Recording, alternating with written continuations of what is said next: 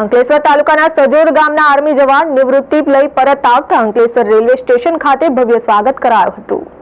અંકલેશ્વરના સજોદ ગામમાં રહેતા જયંતિભાઈ ડાહ્યાભાઈ આહિર વર્ષ 1999માં બીએસએફમાં જોડાયા હતા। જેઓ બીએસએફમાં રાજસ્થાન, કાશ્મીર, ગુજરાત, મેઘાલય, બાંગ્લાદેશ બોર્ડર, પંજાબ સહિતના રાજ્યોમાં તેઓ ફરજ નિભાવી હતી।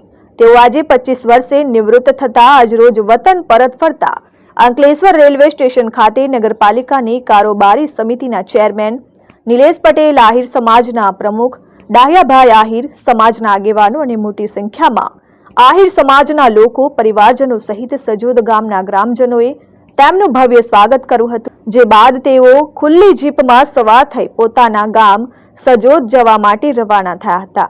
જ્યાં જિલ્લા પંચાયતના સભ્ય ભરત પટેલ, નવનીત આહિર, સંકેત પટેલ સહિતના આગેવાનોએ તેમનું સ્વાગત કર્યું હતું। સજોદ ગામનો વતની છું। મેં સન 1999માં બીએસએફ જોઈન કરેલી।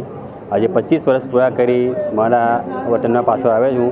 મેં દેશની તમામ બોર્ડર પર ડ્યુટી કરી, Pakistan border, Bangladesh border, Burma border, તમામ બોર્ડર પર રહી ચૂક્યો છું ને આજે ખૂબ આનંદની લાગણી અનુભવું છું કે મારા વતનમાં કેમ રીતે આવી ગયો।